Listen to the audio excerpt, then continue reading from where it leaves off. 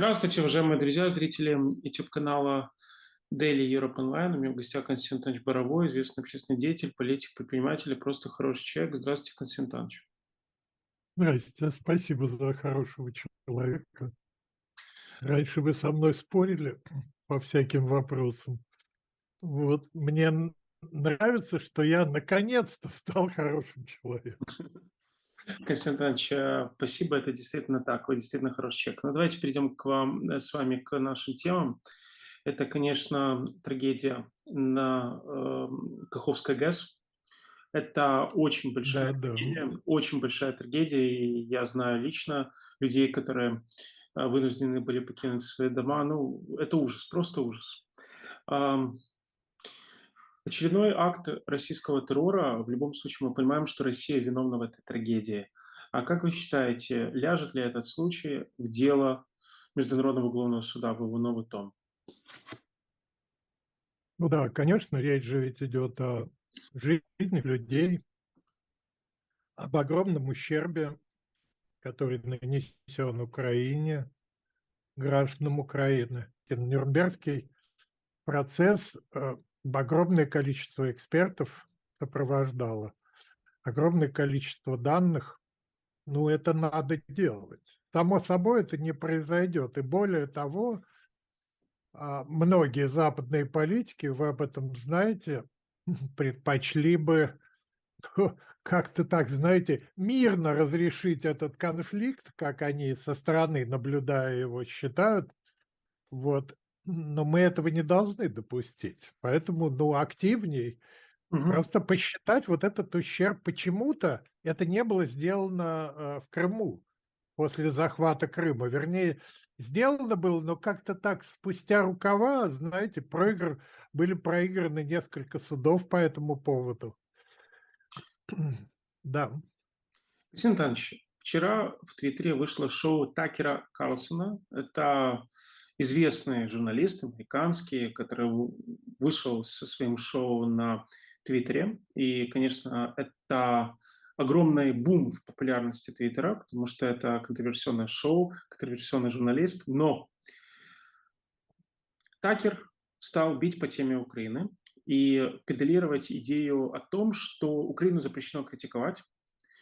Это против мейнстрима, и фактически те, кто критикует Украину, они подпадают под условную культуру отмены.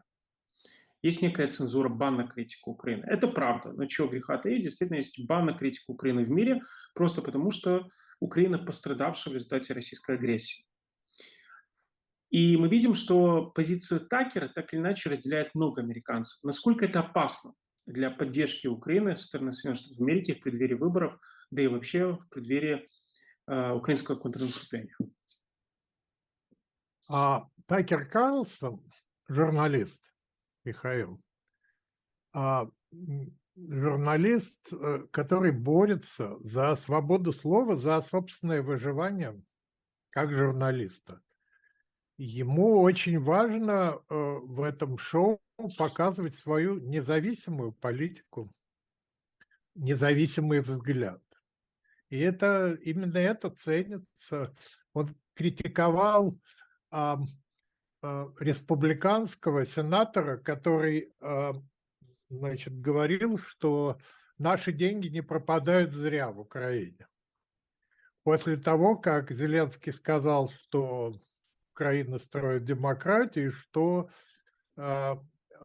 произнесена была фраза «мы убиваем русских».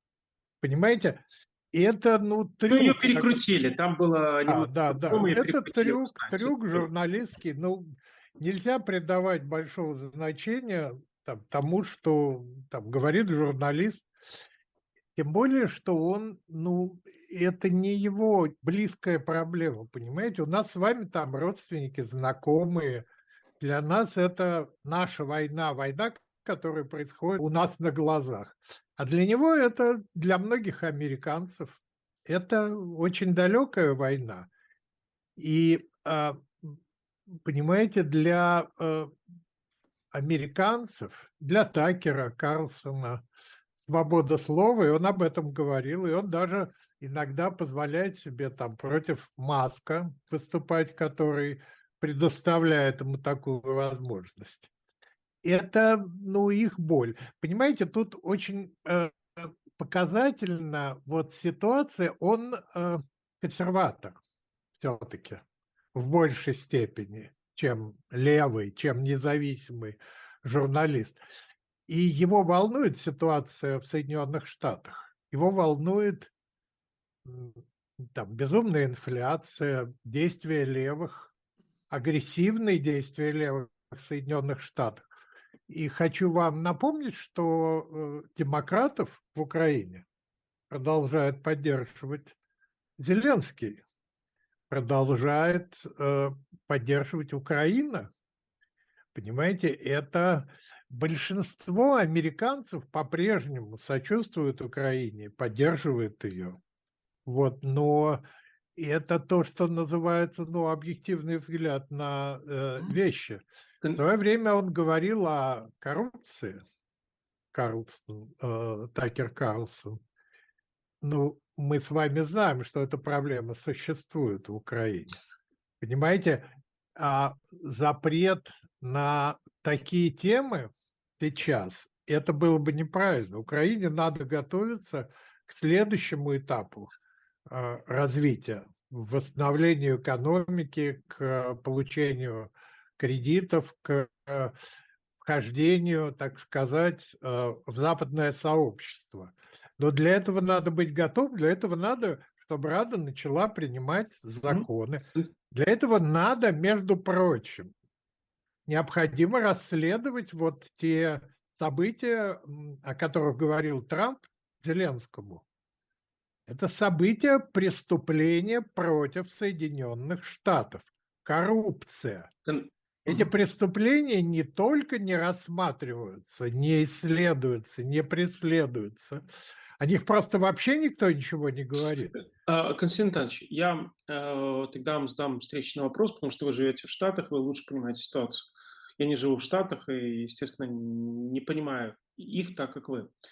Вот, в моем представлении, как человека, который немножко понимает в медиа, то, что сейчас происходит, Маск и Такер, они аккумулируют возле себя американцев, которые оказались за бортом как демократической партии, так и республиканской, и они не могли найти свое медийное политическое представительство. И фактически сейчас оно формируется. То есть для американцев, которые не согласны с действующим истеблишментом, то есть это условно электорат Трампа, но он уже не хочет голосовать за Трампа.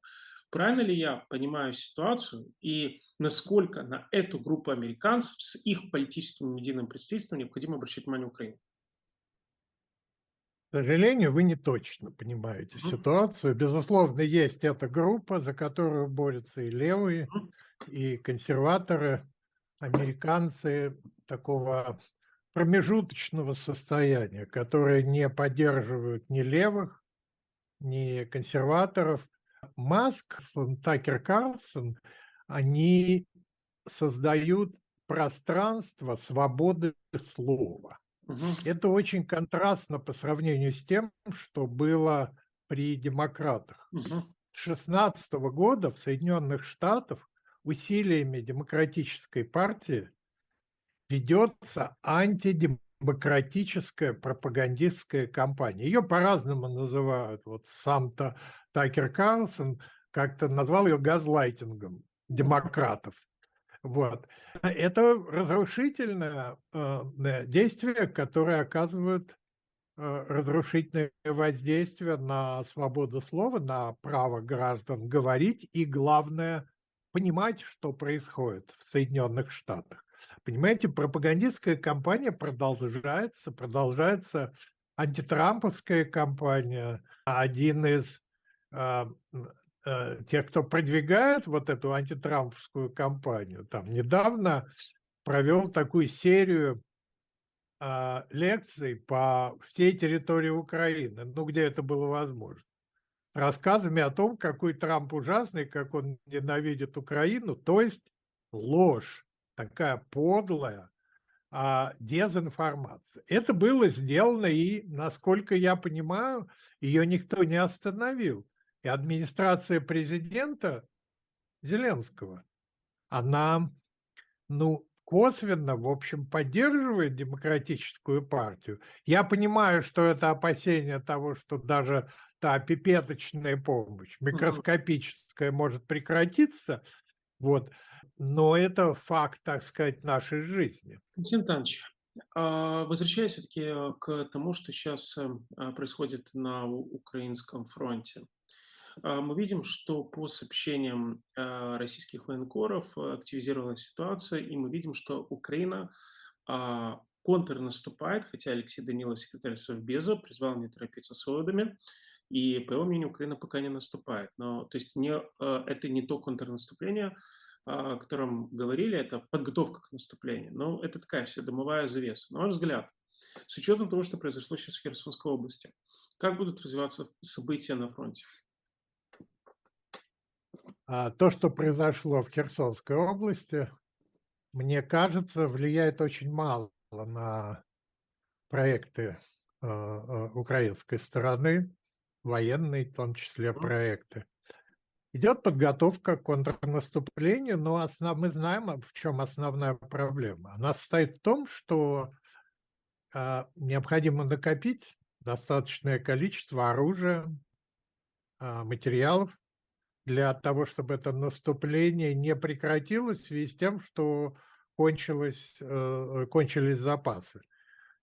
И контрнаступление не превратилось бы в наступление российской армии. Понимаете?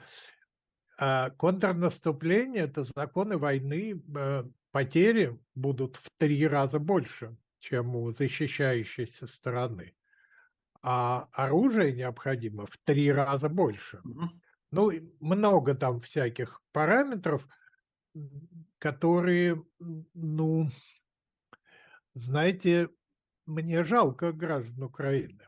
Мне не жалко тех, кого ведут на убой со стороны России, потому что они соглашаются на это, потому что это, ну, фактически добровольное действие. Мгм. Вот, но тех, кто защищает свою родину в Украине, мне жалко, и я понимаю, что многие военачальники и государственные деятели учитывают вот это обстоятельство, большое количество жертв, которые придется принести в жертву, Мгм. заплатить за вот это контрнаступление. Бесплатно это не получится. Вы знаете, Константин Иванович, что по Конституции Украины в сентябре, или точнее в октябре этого года должны были пройти парламентские выборы. Пэт Кокс из Совета Европы, он, давая недавно интервью «Украинской правде», призвал Украину все равно провести выборы, несмотря даже на военные действия, на что Алексей Данилов, уже упомянутый, заявил о том, что Украина будет проводить выборы только тогда, когда посчитает нужным и когда военное положение будет завершено. Ну, в любом случае, выборы – это некий барометр. Вот говорят в Украине, что выборы вполне возможно пройдут либо весной следующего года, либо даже в 2025 году. Ну, говоря, это, естественно, иначе говоря, о том, когда закончится война. Вы а, на когда прогнозируете конец войны? Когда эта война может завершиться? Эта война будет завершена тогда, когда от власти в Соединенных Штатах будет отстранена демократическая партия, которая сегодня находится в договорных отношениях с Кремлем и Мгм. которая пыталась сдать значительную часть Украины Путину, Мгм. которая перед этим сдала весь Крым Путину. И пока социалисты находятся у власти и осуществляется вот эта пипеточная помощь, пока сохраняются вот эти договорные отношения с Путиным, и, в общем, администрация в Соединенных Штатах Мгм. не заинтересована в окончании войны. Мгм. То оружие, которое нужно Украине, высокоточное оружие дальнего действия, не поставляется Украине, Мгм. потому что, с их точки зрения, это представляет опасность для Мгм. российских войск, для Путина. Э, Отговорки относительно там, ядерной составляющей или расширения конфликта. Но уже весь мир участвует в этом конфликте. Куда дальше? Слава богу, если бы Россия захватила Украину, возможно, пошла бы дальше на Берлин, как и планировала, или на Хельсинки. Вот, но Украина остановила Россию. Мгм. Вот, поэтому ждать и делать все необходимое нужно для того, чтобы социалисты, которые всегда занимаются предательством, отошли от власти в Соединенных Штатах. Мгм. Есть что делать на самом деле, есть что делать. Призывы расследовать коррупцию президента Байдена. Понимаете, это не пустые слова, это то, что сейчас, в частности, Такером Карлсоном раскрыто. Значит, и вот эта история получила развитие с лэптопом Хантера Байдена. И уже об этом открыто говорят в Соединенных Штатах, открыто, и дают показания сотрудники FBI Мгм. о преступлениях Демократической партии. Константин Иванович, в Брюсселе, в Европейском парламенте состоялось заседание российской оппозиции, парламентариев европейских, кстати, были представители Украины, включая наиболее яркий Алексей Арестович, который выступал в панели. Конференция называлась «Россия день спустя». Вот как-то так, вы в курсе об этой конференции. Были все, кроме группы Навального, они проигнорировали эту конференцию. Как вы оцениваете ее результаты и какой в сухом остатке смысл вот этих собраний, если мы понимаем, что не эти люди будут определять повестку дня России после завершения войны либо после ухода Путина? Ну, во-первых, это полезно. Понимаете, это способ информировать мир, европейцев, американцев о том, что происходит. Это высказанные важные позиции там, российской оппозиции, Украины. Чем громче и ярче все это будет произноситься, тем лучше. Результат, вы правы, результат может быть не очень эффектный, там не очень заметный, не очень большой, но это не важно, хоть какой результат. Понимаете, это та часть оппозиции, которую собирает вокруг себя Михаил Борисович Ходорковский. Вот он же был организатором, и это, ну, скажем так, умеренная часть оппозиции. Оппозиция, а, э, которая немножечко заражена империализмом, как вы знаете, по высказываниям там многих участников, немножечко сотрудничает с Кремлем. Вот. Ну, с другой стороны, ну, всякая должна быть оппозиция существовать. Ну, пусть будет и такая.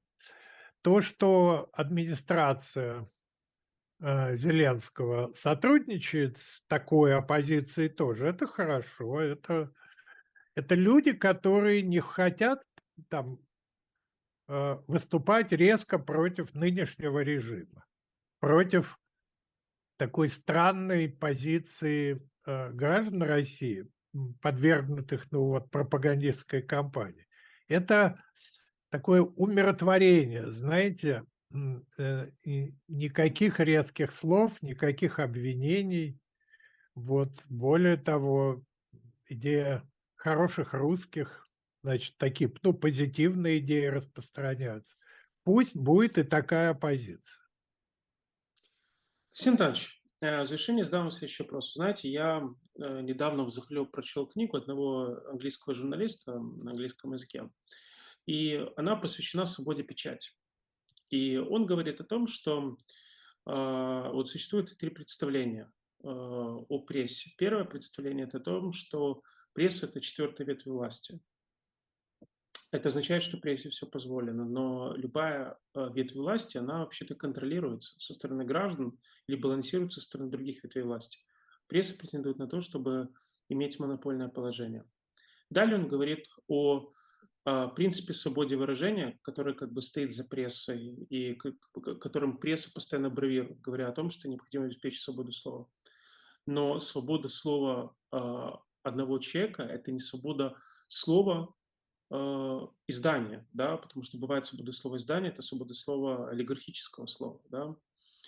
И третье, он говорит о том, что, ну, в общем-то, пресса всегда обосновывает фейки, которые она публикует тем, что так или иначе обычные граждане разберутся, где фейк, где правда. Но мы сейчас даже видим по этой войне, что не всегда можно отличить фейк от правды, да, и люди в этом путаются, особенно если это сознательная история. Вот давайте скажем откровенно, Константин Иванович, вы очень опытный политик, общественный деятель, знали и знаете многих журналистов и их цену в прямом и переносном смысле этого слова. А не пора ли вообще говорить о том, что журналисты вообще-то это тоже люди, их необходимо контролировать, и это не имеет никакого отношения к свободе слова, потому что свобода слова, она тоже должна быть сопряжена с ответственностью, и во многом именно поведение журналистов часто приводит к перегибам как в демократиях, так и в авторитарных режимах. А я не думаю, что журналистов надо контролировать. Главный фактор, который контролирует, так сказать, автоматически журналистов, это конкуренция, конкуренция разных точек зрения. И второй, тоже очень важный фактор, это сами зрители, слушатели, читатели. Значит, когда они понимают вот в результате этой Мгм. конкуренции, что а, ну, их пытаются обмануть, они просто перестают читать, платить, и эта информация не сопровождается рекламой, и такое средство массовой информации умирает. Вот главный фактор – это конкуренция. Мы с вами наблюдаем явление, которое называется пропаганда. Оно действует, при Порошенке вот действовало в Украине, а, там, когда начался конфликт с Михаилом Саакашвили. В Соединенных Штатах это отсутствие конкуренции почти всегда. Это монополизация средств массовой информации. Вот не бывает хороших, плохих журналистов. Очень часто в условиях, ну, недостаточной конкуренции журналисты становятся, знаете, такими носителями политических мнений, экспертиз, вот, и начинают делать политические заявления журналисты. Виктор Шендерович как-то тут выступал в Лос-Анджелесе, и я присутствовал там, я люблю его слушать. Вот. И когда зрители начали требовать что-нибудь политического, он сказал: нет, я не политик, я журналист, писатель, вот политик есть, правовой. Вот. И начал читать свои старые пьесы не политические, такие нравственные, о морали. Вот. Но иногда мы с вами знаем, примеры есть, когда журналисты начинают выполнять роль политиков, занимаются нравоучением политиков, объясняя там, что вот Лимонов – это лидер оппозиции, надо его поддерживать, и возражения что там по поводу его лозунга «Завершим реформы так, Сталин, Берия, ГУЛАГ» в рассмотрение не принимаются. Или Навальный – то же самое. Есть политическая экспертиза. Это провокация, это действие Кремля. Говорят об этом многие политики, не все, но Мгм. многие. В частности, вот тот политик, который сидит перед вами. И с этой позиции недавно со мной спорил известный российский писатель, требовал более, ну, мягче позицию, не разваливать оппозицию, не создавать сложности там Мгм. для вот Навального. Понимаете, ну, тоже это попытка влиять на политические решения, быть политическим экспертом. При том, что количество ошибок этого замечательного, гениального писателя, вы не представляете, мне не хватит пальцев рук и ног для того, чтобы загибать их и говорить об его просчетах, так сказать, политических. Он не политик. Константин Иванович, большое вам спасибо за это интервью, уважаемые друзья. Напомню, старый лозунг 96 года: «Голосуй или проиграешь». Подпишись на каналы Константина Ивановича и мой, иначе проиграешь, уважаемый зритель. Спасибо большое, Константин Иванович. До новых встреч, зрители. Спасибо.